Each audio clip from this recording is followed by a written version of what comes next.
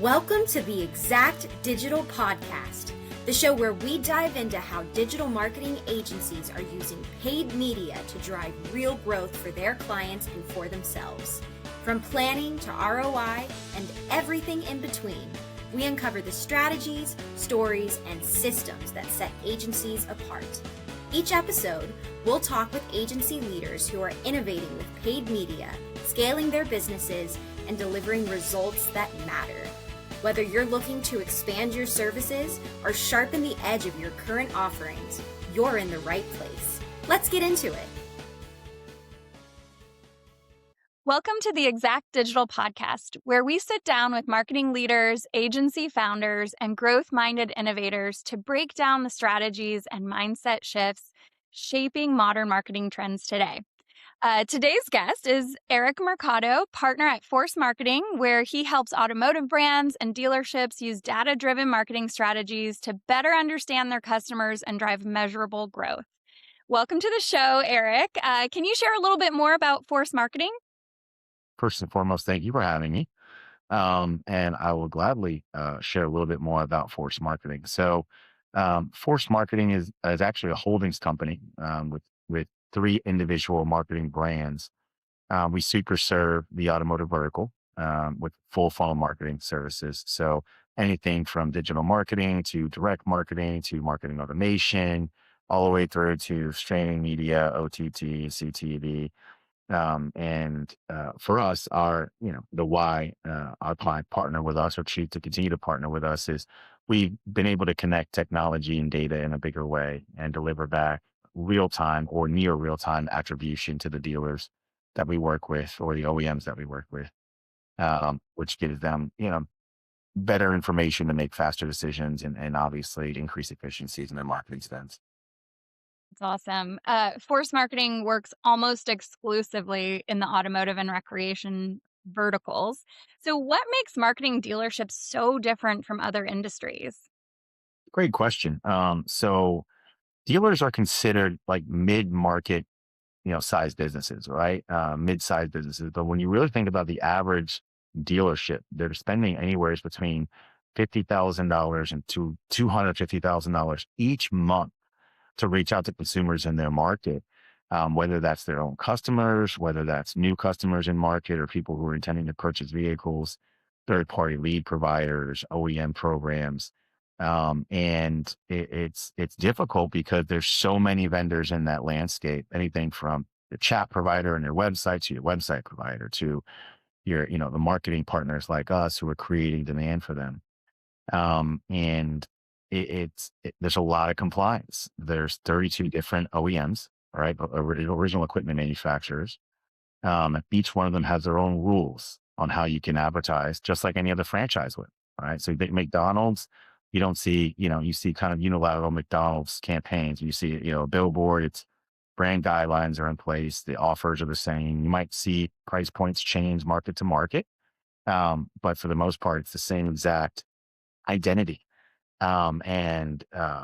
We deal in all three of those layers. So we deal with the OEMs where we have to work on a national scale, and we deal with the regional scale. So like marketing areas or markets, DMAs, they call them, where there might be a cluster of 20 or 30 OEMs, 30 tier 3 dealers. And then we deal at an individual dealership level with, just over 1,400 dealerships nationwide. The biggest it's a complex business because every single dealership is also three businesses. And people don't understand that when they walk into a dealership, right? But you buy your car from a dealership and then you might sell your car back to another dealership. And then throughout that period of time, you're going to be servicing your vehicle, right? So most consumers, about 60% of consumers still service at the dealership they originally bought their vehicle from, specifically if they bought them new. So there's three different types of marketing that goes out for a dealership. And then you have, infinite channels of communication, right? So it's a complex business to market. Partnering with a company like ours gives the dealership time back to focus on what they need to be focused on, which is, growing their business, managing their teams, managing the inventory or cost structures, making sure their floor plans in line with their goals. And Um, and that's why it works well for both parties. Yeah, yeah. Well, gosh, yeah, you have all the various aspects of the dealership, and also you mentioned that you guys work with all the tiers within automotive marketing. So, um, talk to us a little bit about how the marketing strategy changes across those levels, from OEMs to regional groups to individual dealers. Is that different, or do you do kind of the same thing? No, it is different. There's nuance in each one of those tiers. So that's actually a great question. From a tier one perspective, they're worried about the brand to the nation, right? So they're, Mercedes Benz to the United States.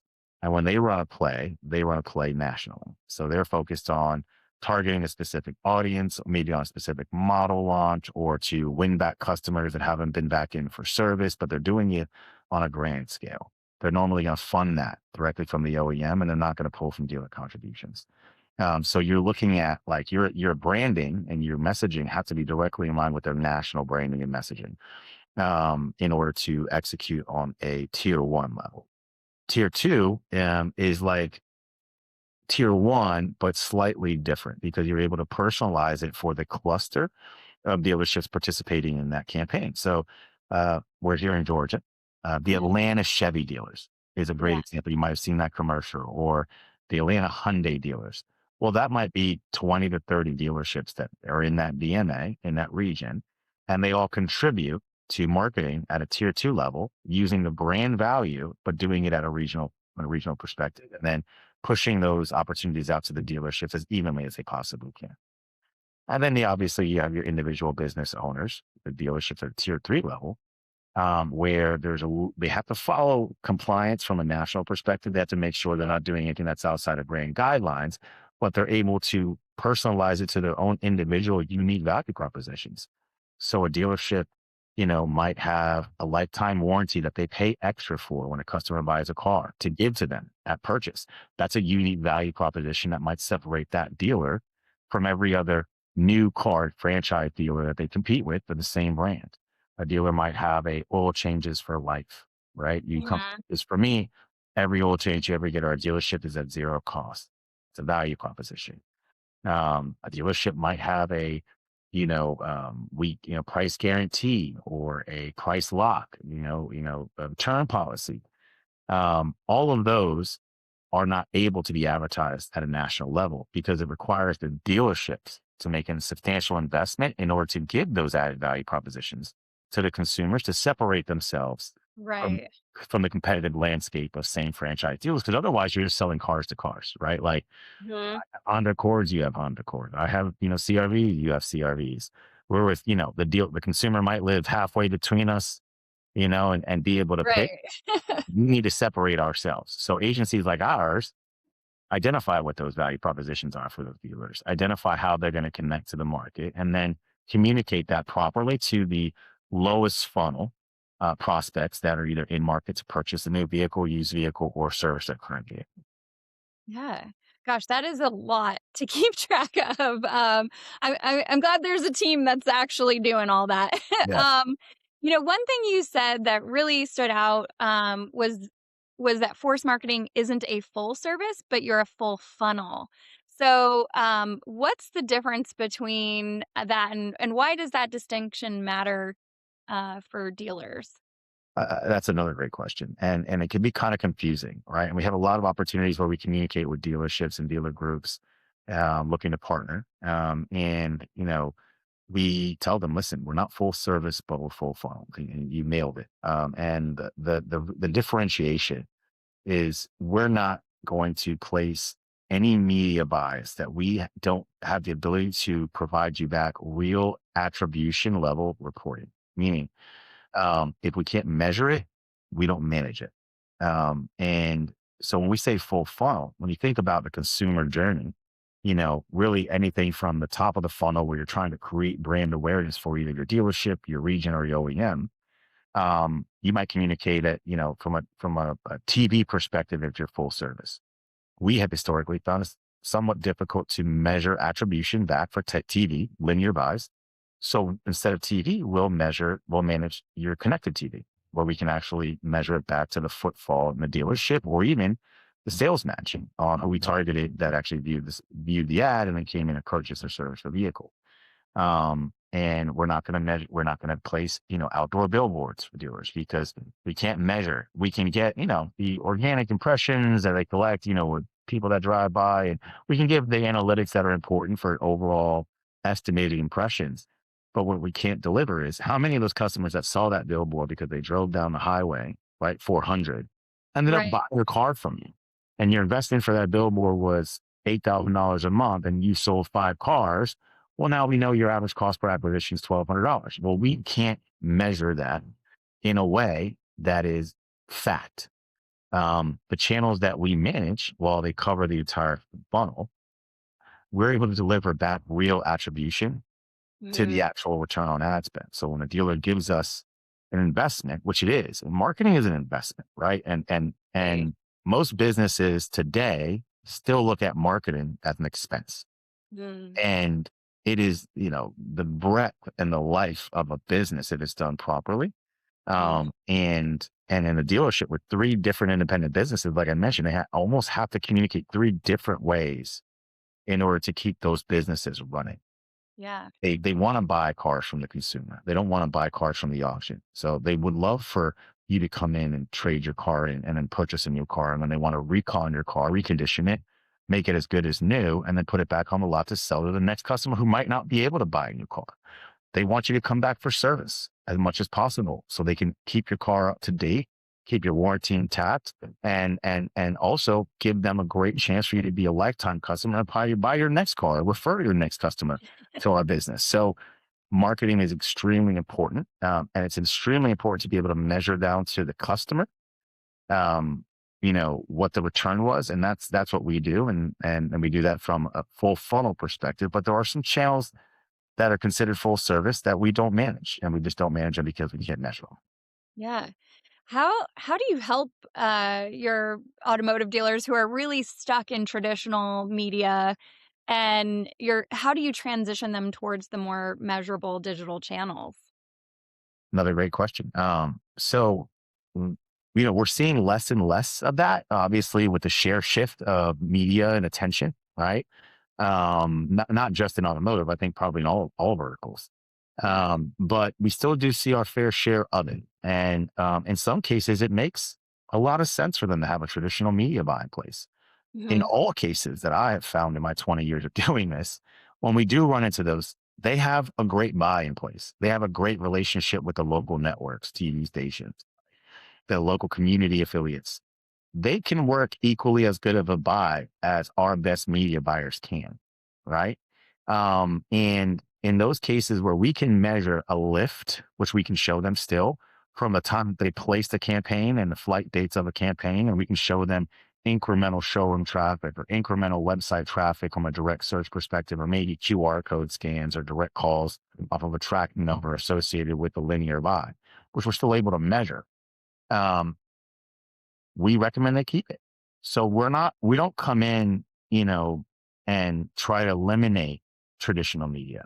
We try to identify is it an efficient spend and Yeah. then give the information back to our clients so then they can make an informed decision whether they want to continue to spend at that rate, maybe increase their investments or potentially shift the media to something where they can get a better decision making KPI to work off of, right? And business is just a sequence of data sets, right? When you think about running a business and a dealer, again, having 3 different profit centers, really 4 if you consider trade, in their business with new car sales, used car sales, service, and then trade acquisition. So you could really even say 4. Uh, Hmm. they have 4 different kind of P&Ls that they're working off of. So the more information you can give them, the better decisions they can make, the more efficient they can be, the more profitable their businesses can be. And the more time that they can focus on the things they should be focusing on, which is running the business. Yeah. Yeah. No, I love how you said that. There's still a place for some of these unmeasurable ad spends, but uncovering and helping direct them in maybe areas that they could reallocate. So how do you uncover the things that are working and advise your clients in relocating and changing their budgets up? That's great. So first it starts with discovery. We want to identify as much about the business as we possibly can, right? It starts with, goal setting. Mhm. Identify in the business, with those for profit centers, how many new car sales do you currently have and what's your goal? How many used car sales do you currently have? What's your goal? What is the total number of repair orders or service tickets your dealership writes up a month? What's the goal? Right. In some cases, they're hitting on service, but they're missing on new, hitting on used, and vice versa. Right. In some cases, they're missing on all three. Some cases, they have tremendous amount of bandwidth in all three, and they can sell way more, and they just haven't met their potential for their market share. It's almost different every time, right? And that even has some complexities when it's a single point store or an auto group that has 10 stores. Right. First part of it is really extensive discovery, identifying their business goals, their objectives, and then their current capabilities to obtain those objectives. There's also a level setting of reality. Uh, and sometimes that's the hardest part about discovery is to go back to a business owner or general manager or service manager, whomever we're working with, and to tell them, hey, listen, your objectives, while they are attainable, maybe they're BHAGs, big, hairy, audacious goals, your business is not structurally set up to obtain them consistently.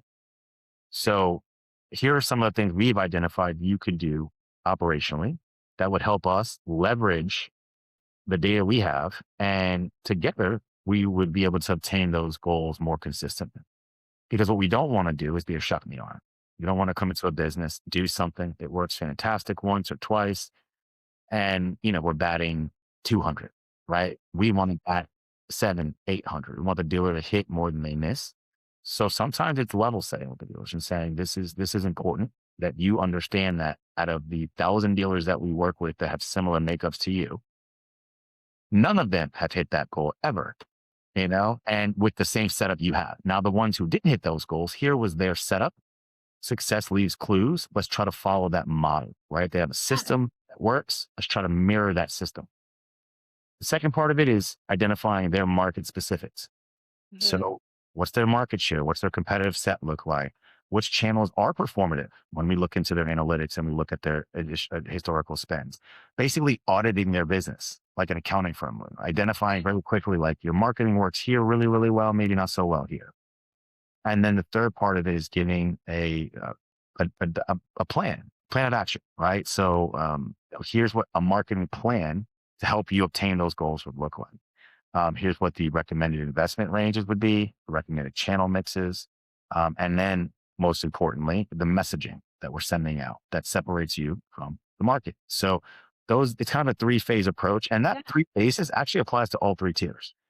We do the same exact thing we would do with an individual Honda store in, Duluth, Georgia, that we would with Honda OEM in the tri-state area, right? We're Right. identifying the goals, we're looking back and auditing what they're currently doing, and then we're saying, here's a plan that's going to work really, really well for you. That's awesome. Force Marketing describes its platform as marketing automation for dealerships. So, how does automation help dealers engage customers throughout the ownership lifestyle, from purchase to service, like you've talked about? Um, talk to us a little bit about the automation. Yeah, I will. Wow, there's so many different ways that automation helps dealers, right? But I'll give you an example within our own platform. So our platform is what is now called a customer data platform. What that does is it pulls in a bunch of disparate pieces of information, customers for dealerships, first party data, third party, audience sets, and basically creates what's called an identity graph. That identity graph lets us identify these are the best prospects to send this messaging to. And then what we do is we set up a cadence of communication. And that could be through email, that could be through text, that could be through direct marketing. It could be through data, what's called data ramping, where we can take those audiences and we can place them into digital channels. So think Meta, TikTok, where you're super serving an audience that you want to serve a message versus maybe what historically has been more broad-based targeting, where it's like everybody who's in market, let's hit everybody, right? Let's hit Right. everybody's pre-market and see what they do. And then we'll test it and we'll tweak it. We're really starting with the best, lowest funnel options we can, and then moving our way up funnel to more demand creation, brand awareness, right? So being as efficient as we can, and then getting a little bit looser on what are the other opportunities that we have? Lifecycle marketing in itself, there's a number of automated features in our systems. There's a lifecycle email marketing platform that communicates with customers based off their stages in their life cycle, from purchase all the way to repurchasing the next car, all the way through their service lifecycle journey. Letting them know when they declined an appointment, asking them why, giving them additional information to come back in, letting them know when their loan's maturing or lease is expiring.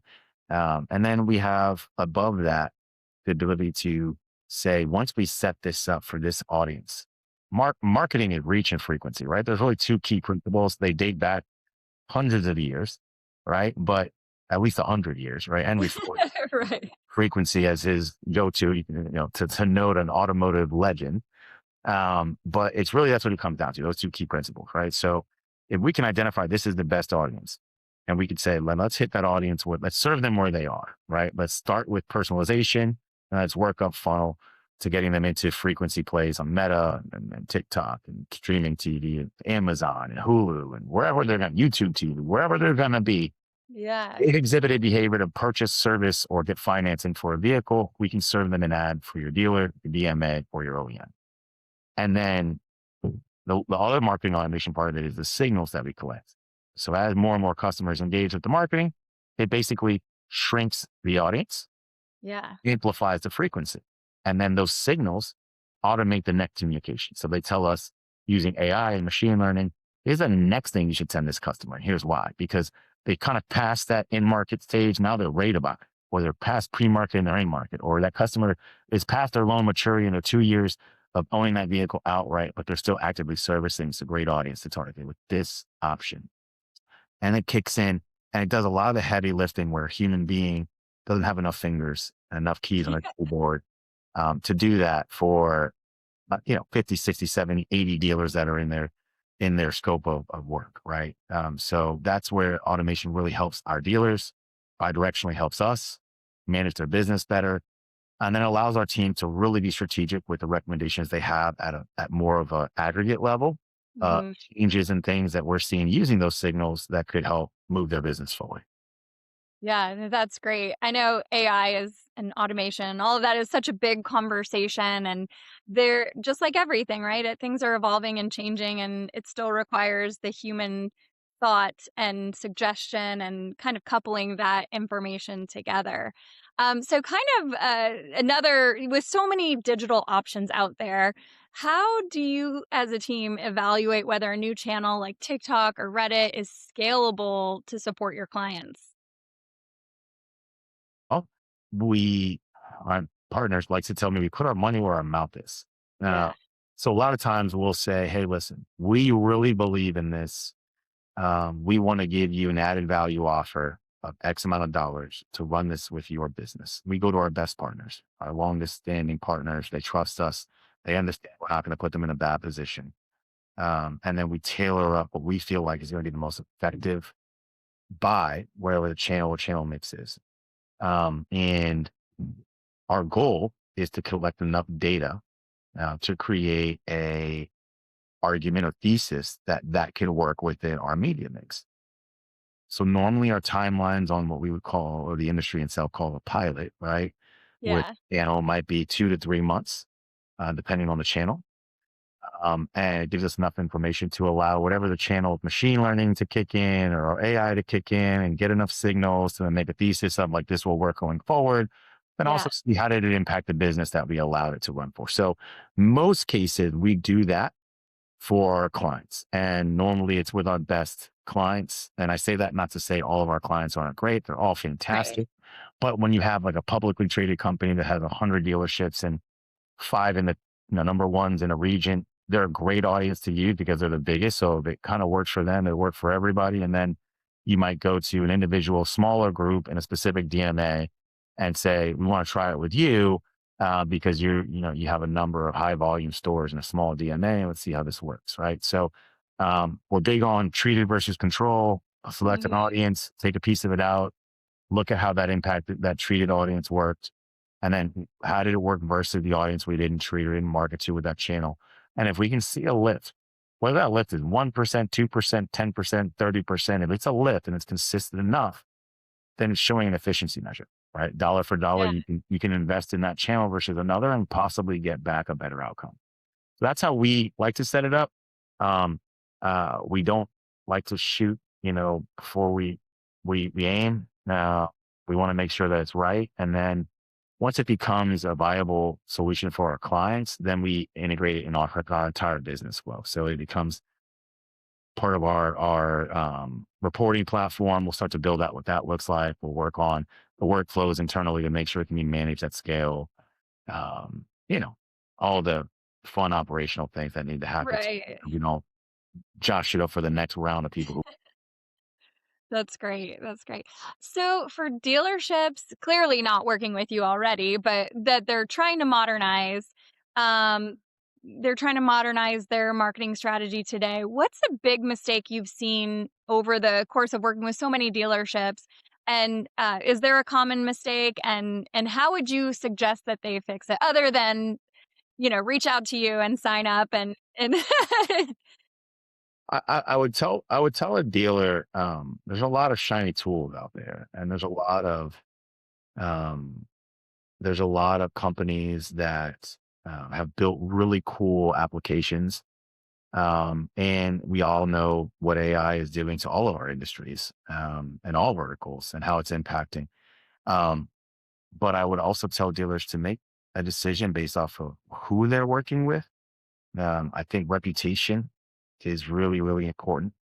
I stand by ours. And 20 years we've been doing this, and the clients that have been with us for 15 of those 20 years and still growing their businesses and becoming major players in the space and doubling the size of their groups. And um, I think it's really important that you identify the team that's going to be supporting your business more than just the product. I think that's the biggest differentiator in our space.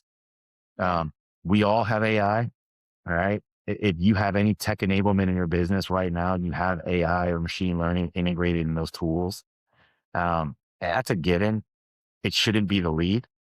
It should be just, kind of a condition of doing business.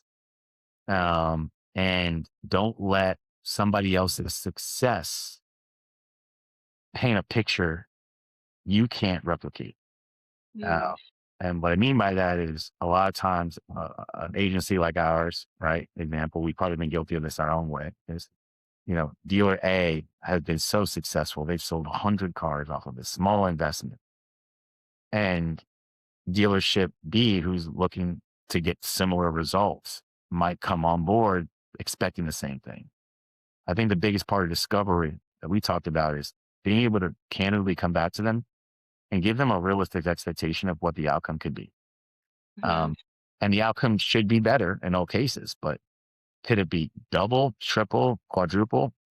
Could it be dealership A's outcome for dealership B? Probably not in some cases. And we need to be able to tell them, off of all the data we've collected, you're not set up to do this exactly, but you are set up to do this. And if we can get progress and we can get inch towards your goals, does that make for a better investment than what you're currently doing? And if they say yes, then we'll move forward amicably, have a great partnership. And if they say no, because this other agency had told us we're going to hit those numbers, I always tell them the same thing. I say, get it in writing and have a no pay addendum to that says, if I do not hit these numbers by this date, I will not pay you. I said, see how many of those agencies still sign that agreement. Right. Yeah, that's a commitment there. Yes. Yeah. Well, is there anything else maybe we haven't covered yet that you're just dying to share with our audience? Um, no, no, I think we covered a lot, and a Yeah. lot about the business and how we approach the business. I think one thing to touch on is um the automotive vertical, and much like the rec vertical, is very resilient. So there's always something new that's happening, right? It's tariffs going on right now. Before that, it's microchip shortages, and before that, it's COVID, and before that, it's financial disarray, and then it's production limitations, and it could be anything regionally, weather. There's always something that's happening. that impacts our vertical, because the GDP associated with our vertical is so massive, right? With dozens of thousands of dealerships selling cars and servicing vehicles, and thousands of independent service facilities on top of that, that you want to partner with somebody who's a little bit more nimble, right?